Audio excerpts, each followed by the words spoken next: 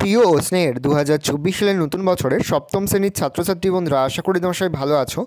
আজ আমরা যে বিষয়টি নিয়ে আলোচনা করব সপ্তম শ্রেণীর সেকেন্ড সামেটিভ অর্থাৎ দ্বিতীয় পর্যায়ক্রমিক মূল্যায়নের ভূগোলের কোশ্চেন পেপার নিয়ে। দেখো সরাসরি স্ক্রিনে কিন্তু আমরা সপ্তম শ্রেণীর সেকেন্ড সামেটিভ অর্থাৎ দ্বিতীয় পর্যায়ক্রমিক মূল্যায়নের ভূগোলের কোশ্চেন পেপারটা দেখতে পাচ্ছ। ফুল মার্কস তোমাদের রয়েছে 25 আর সময় তোমাদের রয়েছে 50 মিনিট। একে দাগে রয়েছে সঠিক উত্তর নির্বাচন করো যে কোনো পাঁচটি, প্রতিবষ্টি মান 1 করে 1 × 5 = 5। প্রথম, গ্রস্ত উপত্যকা দেখা যায় ভঙ্গিল পর্বতে, স্তূপ পর্বতে, আগ্নেয় পর্বতে না ক্ষয়জাত পর্বতে, তবে স্তূপ পর্বতে। প্রশ্ন, পৃথিবীর প্রাচীনতম ভঙ্গিল পর্বত আরাবল্লী, সাতপুরা, হিমালয় না ফুজিয়াম? উত্তর হবে আরাবল্লী। পরের প্রশ্ন, বদ্বীপ নেই এমন একটি নদী হলো কাবেরী, আমাজন, ভাগীরথী, হুগলি, ইয়াংসি কিয়াং? উত্তর হবে আমাজন। পরের প্রশ্ন, নদীর ক্ষয়কার্যের ফলে সৃষ্ট একটি ভূমিরূপ জলপ্রপাত, প্লাবনভূমি, অশ্বক্ষাকৃতির হ্রদ, বদ্বীপ? উত্তর হবে জলপ্রপাত। প্রশ্ন, সিমেন্ট তৈরির কাজ লাগে ব্যাসল্ট, গ্রানাইট, কোয়ার্টাজাইট না চুনাপাথর? উত্তর হবে চুনাপাথর। পরের প্রশ্ন, সবচেয়ে বেশি জলধারণ ক্ষমতাযুক্ত মাটি পলি মাটি, দোআঁশ মাটি, বেলে মাটি না এঁটেল মাটি? উত্তর হবে এঁটেল মাটি। প্রশ্ন, আফ্রিকা মহাদেশ মোট দেশ ও রাষ্ট্র সংখ্যা 54টি, 56টি, 60টি না 65টি? উত্তর হবে 56টি। পরের প্রশ্ন, কঙ্গো নদী আফ্রিকার পূর্ব, উত্তর, দক্ষিণ না পশ্চিম দিকে প্রবাহিত হয়েছে? তবে পশ্চিম দিকে প্রবাহিত হয়েছে। দুই এক কথায় উত্তর দাও যে কোনো পাঁচটি, প্রতিবষ্টি মান 1 করে 1 × 5 = 5। প্রথম, একটি প্রাচীন ভোগিল পর্বতমালার নাম লেখো। লিখবে আরাবল্লী পর্বত। প্রশ্ন, ভারতের একটি স্তূপ পর্বতের নাম লেখো। উত্তর হবে সাতপুরা। প্রশ্ন, ভারতের একটি অন্তর্বাহিনী নদীর নাম লেখো। উত্তর হবে লুনি। প্রশ্ন, দুটি নদীর মধ্যবর্তী স্থলভাগ হলো? উত্তর হবে দোয়া। প্রশ্ন, বিশ্ববিখ্যাত তাজমহল কোন শিলা দিয়ে তৈরি? উত্তর হবে মার্বেল পাথর। প্রশ্ন, পৃথিবীর বৃহত্তম উষ্ণ মরুভূমির নাম কি? উত্তর হবে আফ্রিকার সাহারা মরুভূমি। প্রশ্ন, আফ্রিকা মহাদেশের সর্বোচ্চ শৃঙ্গের নাম কি? উত্তর হবে মাউন্ট কিলিমানজারো, যার উচ্চতা 5895 মিটার। তিনি তাকে রয়েছে নিম্নলিখিত প্রশ্নগুলির সংক্ষিপ্ত উত্তর দাও যে কোনো দুটি, প্রতিবষ্টি মান 2 করে 2 × 2 = 4। প্রথম, ভঙ্গিল পর্বত কাকে বলে?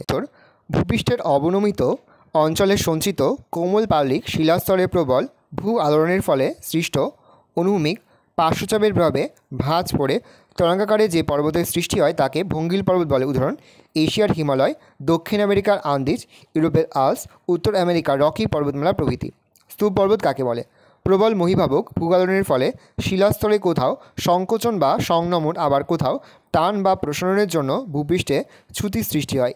দুটি চ্যুতির মধ্যবর্তী ভূখণ্ড উঁচু হয়ে ওপরে উঠে এলে পৃথিবীপৃষ্ঠ হোস্ট বা স্তূপ পর্বতের সৃষ্টি হয়। উদাহরণ, ভারতের সাতপুরা, ফ্রান্সের ভোজ, জার্মানির ব্ল্যাক ফরেস্ট প্রভৃতি। জলবিভাজিকা কাকে বলে? কোনো উচ্চভূমি দুটি নদী ব্যবস্থাকে পৃথক করলে তাকে জলবিভাজিকা বলে। জলবিভাজিকার বিভিন্ন দিকে বয়ে যাওয়া জল একাধিক ছোট ছোট জলাধারের মধ্যে দিয়ে বয়ে গিয়ে মিলিত হয়ে মূল নদী তৈরি করে। রেগোলিথ কাকে বলে? উত্তর লিখবে মাটি সৃষ্টির প্রাথমিক পর্যায়ে এটি গঠিত হয়। মাটি সৃষ্টি হওয়ার আগে বিভিন্ন প্রাকৃতিক শক্তি দ্বারা শিলার উপরিভাগ ক্ষয়প্রাপ্ত হয়ে কখনো মূল শিলার উপর অথবা অন্যত্র চলে গিয়ে এই ক্রমাগত ক্ষয়প্রাপ্ত শিলাভূমির ওপর যে শিথিল আস্তরণ তৈরি করে তাকে রেগোলিথ বলে। হামাদা ওয়াদি কাকে বলে?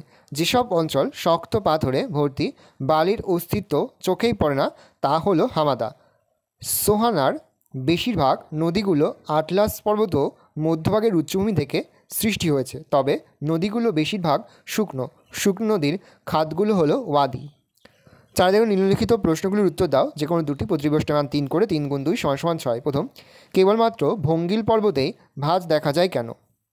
ভূত্বক গঠনকারী দুটি অভিসারী পাত অ্যাস্ট্রোস্ফিয়ারের ভাসমান অবস্থায় যখন একে অন্যের দিকে এগিয়ে আসতে থাকে তখন এদের মধ্যবর্তী অংশে দীর্ঘদিন ধরে সঞ্চিত পলিরাশিতে ভাঁজ পড়ে তরঙ্গাকারে যে পর্বতের সৃষ্টি হয় তাকে ভঙ্গিল পর্বত বলে। উদাহরণ, এশিয়ার হিমালয়, দক্ষিণ আমেরিকার আন্দিজ, ইউরোপ মহাদেশের আল্পস, উত্তর আমেরিকার রকি পর্বতমালা প্রভৃতি। অশ্বক্ষাকৃতির হ্রদ কাকে বলে? নদীর বাঁকের একদিকে জলস্রোত বেশি থাকে, তার উল্টো দিকে সঞ্চয় বেশি হয়, ফলে নদী একবার ভাঙে অন্য পার করে। নদীর বাঁকের পরিমাণ বাড়লে বা নদীতে জল বাড়লে কখনো কখনো নদী বাঁকের একটা অংশ মূল নদী থেকে আলাদা হয়ে যায়। এই আলাদা হওয়া অংশটা ঘোড়ার খুরের মতো দেখতে হয় বলে একে অশ্বক্ষাকৃতির হ্রদ বলে। আচ্ছা, মাটি কীভাবে সৃষ্টি হয়?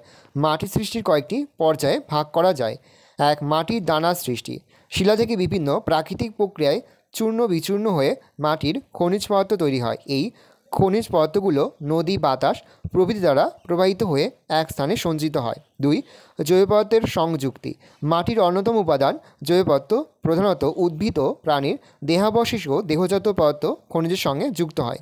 সময় সাপেক্ষে ওপরের প্রক্রিয়াগুলি বহু সময় ধরে চলে, অর্থাৎ মাটি সৃষ্টির সময়ের ভূমিকাও মুখ্য। প্রশ্ন, মিশরকে নীলনদের ধান বলে কেন? নীলনদের ধারে গড়ে ওঠা প্রাচীন মিশরীয় সভ্যতার কথা আমরা জানি। সভ্যতা গড়ে ওঠার জন্য জলের যোগান থাকাটা বেশি জরুরি। এই কারণেই প্রাচীন মানব সভ্যতাগুলোর বেশিরভাগই নদীকেন্দ্রিক। নীলনদ অববাহিকা আফ্রিকা মহাদেশের এক অতি গুরুত্বপূর্ণ অঞ্চল। মিশর দেশটি নীলনদ দ্বারা বেশিরভাগ উপকৃত বা বিশেষভাবে উপকৃত। নীলনদ যদি না থাকতো তাহলে মিশর সাহারা মরুভূমির অংশ হয়ে যেত। কৃষি, পশুপালন, জলসেচ, জলবিদ্যুৎ, পরিবহন, শিল্পোন্নতি ও অর্থনৈতিক সমৃদ্ধির ক্ষেত্রে নীলনদের অবদান অপরিসীম বা নীলনদের অবদান গুরুত্বপূর্ণ।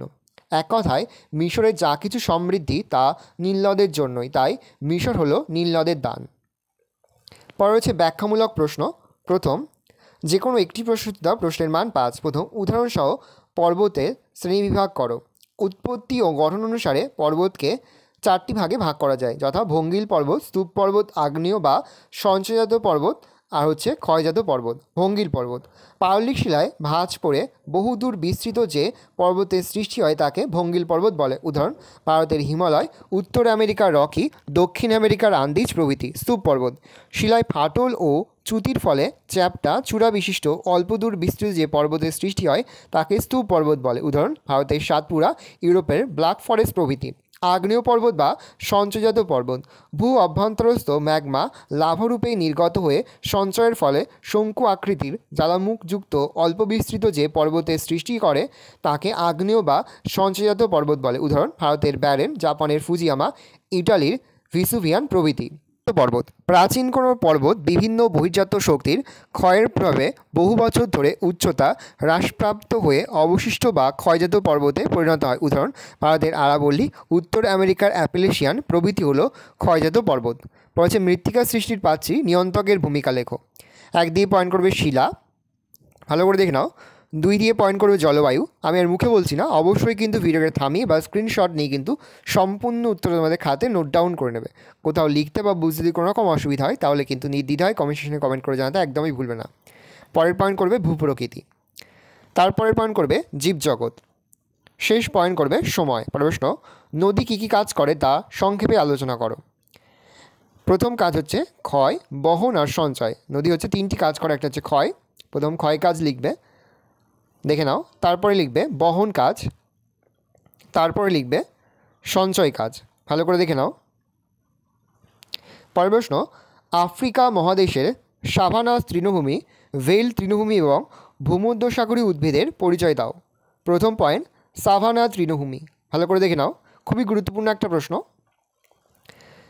পরের পয়েন্ট করবে নাতিশীতোষ্ণ তৃণভূমি বা ভেল্ট, এটিও কিন্তু খুবই গুরুত্বপূর্ণ একটা প্রশ্ন, ভালো করে দেখে নাও।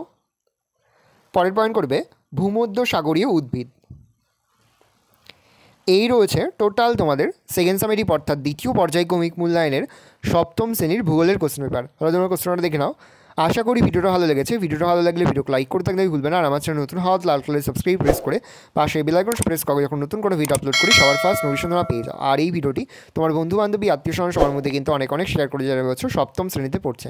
আমরা কিন্তু ইতিমধ্যে সপ্তম শ্রেণীর প্রতি বিষয়ের সিলেবাস, প্রশ্নকার এবং নমুনা প্রশ্নপত্র কিন্তু আপলোড করে দিই। তোমাদের এখনও পর্যন্ত সেই ভিডিওগুলো না দেখে থাকো, ভিডিওগুলো কিন্তু তাড়াতাড়ি দেখে নাও। তোমাদের সকলকে জানাই আগাম পরীক্ষার অনেক শুভেচ্ছা এবং অভিনন্দন। আশা করি সকলের পরীক্ষায় খুব ভালো হবে। কোনো প্রশ্নের উত্তর লিখতে বা বুঝতে যদি কোনো রকম অসুবিধা হয় তাহলে কিন্তু নির্দ্বিধায় কমেন্ট সেকশনে কমেন্ট করে জানাতে একদমই ভুলবে না। আজ আমরা যে প্রশ্ন উত্তরগুলি নিয়ে আলোচনা করলাম, প্রতিটি প্রশ্ন উত্তরই কিন্তু এই বছরের পরীক্ষার জন্য খুবই গুরুত্বপূর্ণ, সেহেতু প্রতিটি প্রশ্ন উত্তরই তোমাদের খাতা লিখে তোমরা কিন্তু মুখস্থ করে ফেলবে।